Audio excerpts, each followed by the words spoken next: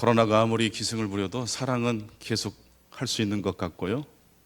하나님을 향한 우리의 예배, 또 삶을 통한 하나님을 향한 예배는 영원히 지속될 줄로 믿습니다. 우리 좌우로 인사하실까요? 인사하시겠습니다. 보고 싶었습니다. 정말로 보고 싶었습니다. 고맙습니다. 우리나라 속담에 목마른 사람이 우물을 판다라는 속담이 있습니다. 그렇죠. 목마름이, 고통과 결핍이 우리로 하여금 우물을 파게 합니다. 목마름은 우리에게 고통을 주는 것이지만 동시에 우리의 삶의 원동력이 된다는 말씀입니다. 그림을 하나 보겠는데요.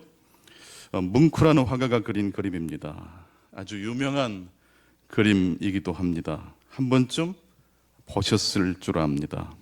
이 그림은 시대와 세대를 초월해서 많은 분들에게 공감을 일으키는 그림입니다. 이 그림의 제목을 혹시 아십니까? 절규입니다. 더 정확히 말하면 비명이라고 번역하는 것이 더 정확할 것 같습니다.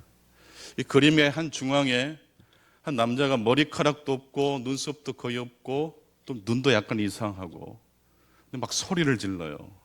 그러니까 이 장면을 보고 누군가 절규라고 번역을 했던 것 같습니다. 절규나 비명이나 거기죠. 영화나 광고에서 수없이 그림을 패러디합니다. 이 그림을 조금 더 자세히 보면 우리 첫 번째 그림을 좀 보여주시겠습니까? 새빨간 하늘과 푸른 바다가 구불구불 요동치는 세상이 등장하고 있습니다. 하늘이 굉장히 빨갛고 또 이렇게 요동을 치는 것처럼 보입니다. 그런데 이 주인공 중심 인물 그 뒤편으로 사람 두 사람이 서 있죠. 멀쩡하게 생겼어요, 그 사람들은. 근데 유독 주인공은 이 세상의 질서와는 조금 동떨어진 기도 제목이 많았던 것 같아요. 고민과 고통이 굉장히 이 사람을 지금 지배하는 것처럼 보입니다. 뒤에 말끔하게 신사복을 입고 있는 사람을 통해서 여러분들은 공감을 느끼십니까? 중앙에 위치하고 있는 비명을 지르고 있는 이 사람을 통해서 여러분 공감을 하게 되십니까? 물어볼 필요도 없죠. 저 사람이 막 비명 소리가 들리는 것 같고 마치 저 사람을 통해서 내 속에 있는 그 울분, 끓어오르는 그 목소리가 내 대신 저 사람이 소리를 지르는 것처럼 공감하기도 합니다. 주인공은 무슨 일인지 불안해하고 있고 공포에 비명을 지르고 있습니다. 바로 그 공포에 사로잡혀 있는 저 주인공의 모습을 보면서 사람들은 그렇지, 인생이란 고통이 있지. 어떤 사람도 외에 없이 근원적 결핍을 가지고 있지 않은 사람은 없습니다. 기도 제목이 없는 가정이 없고 문제가 없는 가정은 사실 단 한 가정도 없을 겁니다. 그와 동시에 모든 가정의 문제 옆에는 또 무엇도 있을까요? 하나님의 위로하심과 은혜도 있는 줄로 믿습니다. 뭉크라는 이 화가의 예술관을 설명하는 중요한 키워드는 절규입니다. 이분이 수만 점의 그림을 그리는데 딱 한 단어로 이 뭉크라는 이 화가의 예술관을 설명할 수 있어요. 무엇으로 표현할 수 있습니까? 절규입니다. 절규. 그렇다면 우리가 하나님의 말씀으로 매일 묵상하고 또 신뢰하는 성경 말씀의 핵심 키워드는 뭘까요? 역시 성경의 핵심 키워드도 절규입니다. 성경에 읽어보면 인간과 피조물이 절규하고 탄식하는 장면이 나옵니다. 심지어 하나님도 탄식하실 때가 있으셨어요. 세상을 창조하시고 인간을 창조하신 것을 한탄하신 장면이 나옵니다. 후회하신 장면이 나옵니다. 우리 예수님께서 십자가상에서 엘리 엘리 라바 사박다니 절규하신 장면을 여러분들은 잊지 못하실 겁니다. 뭉크가 이 절규라는 이 그림을 그리게 된 계기는 이렇습니다. 어느 날 뭉크는 바다가 보이는 언덕을 친구 2명과 함께 거닐고 있었다고 합니다. 때마침 해가 지면서 하늘이 온통 강렬한 붉은색으로 노을이 졌습니다. 뭉크와 그의 친구들은 붉게 물든 하늘과 바다를 감상하고 있었습니다. 그런데 갑자기 이때 뭉크의 가슴에 강력한 통증이 느껴집니다. 너무 힘들어서 가슴을 움켜쥐고 가던 길을 멈추고 호흡을 가다듬고 가슴을 진정시킬 즈음 이번에는 뭉크의 귀에 이상한 소리가 들려옵니다. 그것은 비명소리였습니다. 거대한 자연이 지르는 비명소리, 절규였습니다. 뭉크는 노르웨이 사람입니다. 노르웨이의 겨울은 춥고 해가 떠 있는 시간이 아주 많지 않습니다. 노르웨이는 우리나라보다 3배 이상 넓은 나라이지만 인구는 10분의 1 수준에 머물고 있고 전체 국토 면적의 5%만 사용하고 나머지 95%는 야생의 땅입니다.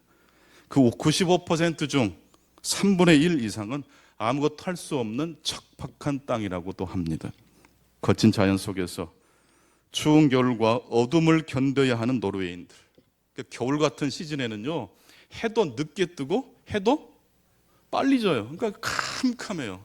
우울증 환자들이 굉장히 많은 지역이 북유럽입니다.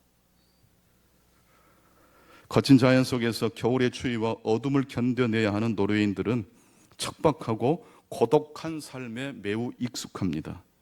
이런 척박한 환경이 바로 뭉크의 걸작을 탄생시킨 터전이 된 셈입니다. 그런데 왜 사람들은 이 뭉크의 그림을 좋아할까요? 뭉크의 그림 속에서 인간이 겪는 근원적인 고통을 공감할 수 있기 때문입니다. 정호승 시인은 외로우니까 사람이다라는 표현을 썼습니다. 사람은 어떤 존재라고요? 외로운 존재입니다. 외로우니까 사람입니다. 사실 이 세상의 모든 피조물들은 절규하고 있습니다. 사람도 자연도 절규하고 있습니다. 로마서 8장 21절로 22절 이 말씀을 보게 되면 피조 세계가 비명을 지르고 있는 것을 우리가 알 수 있습니다. 절규하고 있는 이 피조 세계의 이야기를 한번 같이 성경을 통해서 화면을 통해서 같이 한번 읽겠습니다. 로마서 8장 21절입니다. 시작. 그 바라는 것은 피조물도 썩어짐의 종노릇한 데서 해방되어 하나님의 자녀들의 영광에 자녀에 이르는 것이니라. 피조물이 다 이제까지 함께 무엇을 하고 탄식하며 절규하며 함께 고통을 겪고 있는 것을 우리가 아느니라. 뭉크만 자연의 비명소리를 이야기하는 게 아니라 하나님께서 이미 이 피조세계가 탄식하고 있다는 것을, 비명을 지르고 있다는 것을 말씀하고 계십니다. 또한 우리 인간들은 어떻게 하고 있습니까? 그리스도 예수 안에서 거듭난 신자들은 예수 믿으면 다 모든 문제, 불행, 비명 지를 일이 사라지고 맙니까? 결코 그렇지 않습니다. 로마서 8장 23절 말씀부터 같이 보시죠. 시작. 그뿐 아니라 또한 우리 곧 성령의 처음 익은 열매를 받은 우리까지도 속으로 무엇을 하며 탄식하여 양자 될 것을 우리 몸의 속량을 기다리느니라. 절규하며 탄식하며 무엇을 기다릴까요? 하나님의 온전한 선이 우리의 삶에 완성되기를 기다리고 갈망하는 겁니다. 여러분, 우리 그리스도인들에게는 목표가 있어요. 그저 왔다 그저 가는 세상이 아니에요. 허무주의에 빠질 수 없어요. 우리는 어린아이든지 노인이든 관계없이 목표를 향해서 달려갑니다. 어떤 분은 정말로 내 인생에 좋은 반려자를 못 만나서 불행하다라고 생각할 수 있는데, 사실은요, 어떤 반려자도 우리에게는 온전한 반려자가 될 수 없어요. 왜냐하면 계시록을 읽어보십시오. 신부인 교회와 신랑 되신 누구와 결혼식으로 요한계시록이 마무리됩니까? 예수 그리스도와 결혼하는 장면으로 성경은 마무리되고 있어요. 진짜 신부와 진짜 신랑의 결혼식이에요. 세마포 옷을 입고 진정한 아름다운 웨딩드레스를 입고 신랑 되신 예수님과 순결한 교회, 신부인 교회가 결혼하는 장면이 바로 이 성경의 마침표입니다. 우리의 신랑 되신 예수 그리스도를 믿음의 눈으로 바라보시는 저와 여러분 되시기를 바랍니다. 여러분, 목표가 있는 사람은요, 갈증이 있어요. 그 목표를 향해 달려가기 때문에. 요즘 이 초등학교 1학년 올해 입학한 아이들은요, 마스크 쓴 게 정상일까요? 안 쓰는 게 정상일까요? 근데 마스크 안 쓰는 게 정상이라는 것을 어떤 아이는 알까요? 초등학교 2학년은 알아요. 비포와 애프터를, 예. 초등학교 1학년 올해 유치원 입학한 아이들은 마스크 쓰는 게 정상이에요. 여러분, 우리가 예수 그리스도를 만나 거듭나게 되면요, 하나님의 말씀이 들어옵니다. 창세기 1장 31절 말씀을 보게 되면 선이 무엇인지를 분명하게 말씀하고 계세요. 하나님이 그 지으신 모든 것을 보시고 뭐라고 말씀하시죠? 보시기에 심히 좋았더라. 여러분, 선이 뭡니까? 존재하는 게 다 선이었어요. 하나님이 빛을 만들고 땅을 만들고 물고기를 만들면 그것 자체가 뭐라고요? 선이었어요. 근데 이 존재 자체가 선이었던 것이 악이 들어옴으로 균열이 일어났어요. 뭔가 부족한 게 생겼어요. 어긋나기 시작했어요. 그 이후로 우리 인간의 삶에는 무엇이 등장합니까? 절규가 등장해요. 부족해요. 넉넉하면 싸울 일이 없어요. 부족하기 때문에 싸우는 거예요. 내 지갑에 계속 돈이 채워질 것을 예상하는 사람은요, 친구 만나도 두려울 게 없어요. 근데 공급이 멈췄다는 생각이 드는 순간 뭔가 이렇게 마비가 되는 거예요. 나는 여러분들의 삶에 하나님의 공급이 끊임없이 계속되고 있다는 사실을 기억하시기를 축복합니다. 우리의 궁극적인 목표는 신랑 되신 예수 그리스도와 결혼하는 사실이라는 사실을 꼭 기억하실 수 있기를 바랍니다. 하나님의 공동선, 내 행복이 중요한 만큼 그리고 그들의 행복도 소중하다는 것이 하나님께서 애초에 만들어 놓으신 선한 모습이었어요. 근데 이것이 죄로 말미암아서 어긋나기 시작했어요. 그래서 사람들은 나의 소중함에만 머무르려고 해요. 그리고 그들도 소중하다는 것을 망각해요. 그래서 이게 힘들어지기 시작하는 겁니다. 그래서 피조물들도 인간들도 절규하고 탄식하고 있는 것입니다. 하나님의 회복이 어서 속히 우리 가정에 이 땅 가운데 임하기를 우리들이 절규하실 수 있기를 바랍니다. 문구는 5살 때 어머니가 갑자기 폐결핵으로 돌아가셨답니다. 원래도 몸이 약했던 문구는 허약했기 때문에 학교도 다니다가 중도에 포기하고 가정교사를 통해서 집에서 겨우겨우 공부를 이어갔고, 몸이 약하니까 집에서만 놀다 보니까 그림을 그리기 시작했고, 그 그림 그리는 재능을 보고 이모님이 격려를 해줘서 화가가 된 겁니다. 한창 뛰어놀 어머니 사랑과 부모님 사랑을 받아야 될 5살 때 갑자기 어머니가 돌아가셨어요. 얼마나 충격이 심했겠습니까? 더더구나 문쿠의 나이 13살 때 문쿠와 소꿉놀이도 해주고 문쿠의 마음을 가장 잘 이해해줬던 여동생 소피아도 폐결핵으로 사망하고 맙니다. 그때의 충격을 문쿠는 나중에 아픈 아이라는 그림으로 표현합니다. 이 그림은 단순한 그림처럼 보이지만 문쿠 예술의 커다란 전환점을 가지고 온 그림입니다. 그런데 딱 보면 무슨 그림 같기도 하고 아닌 것 같기도 하고 다 완성이 안 된 습작 같은 느낌이 드실 겁니다. 이 문쿠가 이 활동했던 그 시대에는요, 똑같이 그림을 그리는 사실주의 화법이 대세를 이루었던 때이기 때문에 이런 그림을 내놓으면 사람들의 평가가 어땠겠습니까? 얼마나 그 혹평이 쏟아졌는지 모릅니다.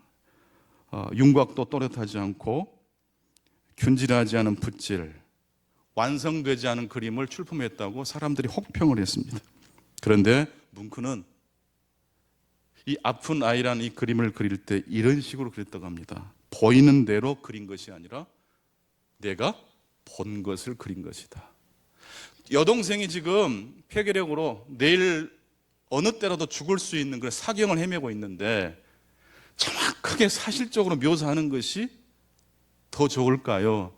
아니면 여동생의 마음, 다시 한번 그림을 보여주시면 이 소녀는요 굉장히 예쁘게 그려졌는데 그 옆에 있는 어머니 같은 분은요 고개를 숙이고 탄식하고 있어요. 절규하고 있어요. 저는 이 어머니 이 머리 숙인 장면을 보면서 얼마나 뭉클했는지 몰라요.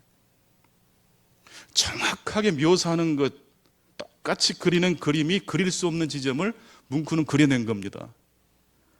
내가 그리고자 했던 것은 그 힘없는 움직임이었다. 떨리는 눈꺼풀, 속삭이는 듯한 입술. 그녀는 숨을 들이쉰다. 마치 살고 싶다고 말하듯이. 이렇게 생명이 있게 사그러드는 여동생을 보면서 숨소리가 막 거칠게 들려오지 않겠습니까? 그 목소리가 마치 오빠 저 살고 싶어요 라고 절규하는 듯한 느낌을 받았던 거예요. 그걸 그린 거지.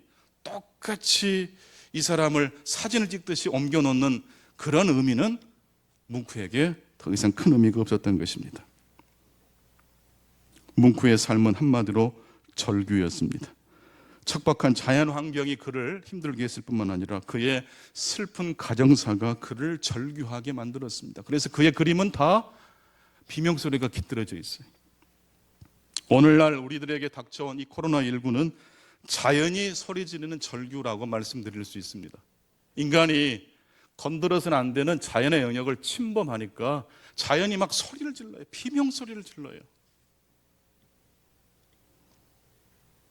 오늘날 우리의 삶의 자리에도 비명소리가 들립니다. 무엇을 향한 비명소리일까요? 단순히 힘드니까, 아프니까, 괴로우니까 비명을 지르기도 하겠지만 우리 믿음의 사람들이 지르는 비명은 무엇을 향한 갈망에 담겨있는 비명소리일까요? 하나님, 태초에 하나님이 보시기에 심히 좋다라고 말씀하셨던 그 공동선, 모든 피조물들이 조화롭게 나의 행복과 더불어 그들의 행복을 찬미했던 그 사랑과 충만함으로 회복시켜 달라는 절규인 줄로 믿습니다. 여러분, 우리는 번지수를 잘 찾아서 울어야 돼요. 울더라도 하나님의 나라와 의를 향한 한숨과 눈물이 되실 수 있기를 바랍니다. 우리도 힘들고 어렵고 지치고 쓰러지고 포기하고 싶을 때가 막 있어요. 하지만 우리의 탄식은 믿음 없는 사람들의 탄식과 달라야 됩니다. 우리도 괴로워요. 속상한 일이 생겨요. 하지만 우리는 하나님의 나라와 의를 향한 하나님이 다시 회복시켜 주실 하나님의 선을 향한 비명, 소리 지름이 절규가 되어야 될 줄로 믿습니다. 하나님을 향한 그리움, 하나님을 향한 탄식. 터진 운동이를 찾아서 오늘날 현대인들은 그게 마치 자신의 행복을 지켜줄 것인 것처럼 착각하면서 도망다닙니다. 영혼을 끌어모아서 뭘 사자라는 뭐 이상한 용어도 있더라고요. 영끌 뭡니까? 부동산을 투기하고 지금 당장 이 불안을 물질로 해소시켜 줄 것처럼 많은 사람들이 착각을 합니다. 그 방향이 진리라고 유혹합니다. 속지 마십시오. 갈라디아서 6장 9절로 10절입니다. 우리가 선을 행하다가 낙심하지 말지니 절규하지 말지니 포기하지 아니하면 때가 이름에 거두게 될 것이다. 그러므로 우리는 기회 있는 대로 모든 이에게 착한 일을 하되 더욱 믿음의 가정들에게 할지니라. 여러분, 너무 어렵게 하나님의 선을 향하여 충성을 하려고 하지 마시고요, 작은 것부터 시작하시면 돼요. 하나님의 선이란 무엇을 의미할까요? 예를 들어서 우리가 물에 빠진 사람을 보면서 지나치면 됩니까? 안 됩니까? 줄이라도 던져야 되고 119에 신고라도 해야 됩니다. 그것이 우리가 이 세상을 살아가야 될 중요한 의무 중에 하나입니다. 물에 빠진 사람을 구하는 일은 목숨을 걸 만한 가치가 있는 선한 일입니다. 하지만 그렇다고 해서 물에 빠진 사람을 구하는 그 일을 인생의 목표로 삼을 만한 일로 어떤 사람이 했다고 하십시다. 자고 일어나면 무조건 강으로 바다로 달려가서 누가 물에 빠지는지 망원경으로 보면서 전 국민이 다 수영을 배울 때까지 이 사명을 내가 내려놓을 수 없다고 하는 사람이 생긴다면 그 사람은 어떤 사람일까요? 하나님의 선을 위해서 열심히 일하는 사람이라고 할 수 있을까요? 뭔가 좀 부족하죠. 선을 행한다는 것은 특별히 중요한 일에 헌신한다는 의미가 아닙니다. 고린도전서 10장 31절이 우리의 삶의 길잡이가 될 것입니다. 같이 보시죠. 그런즉 너희가 먹든지 마시든지 무엇을 하든지 다 하나님의 영광을 위하여 하라. 먹든지 마시든지 무엇을 하든지 일의 종류가 우리의 인생을, 우리의 자존감을 올려주고 쓰러뜨리는 게 아니에요. 일의 중요성이 우리의 중심이 될 수 없다는 뜻이에요. 중요한 일이든지 비참한 일이든지 관계없이 가장 중요한 것은 무엇입니까?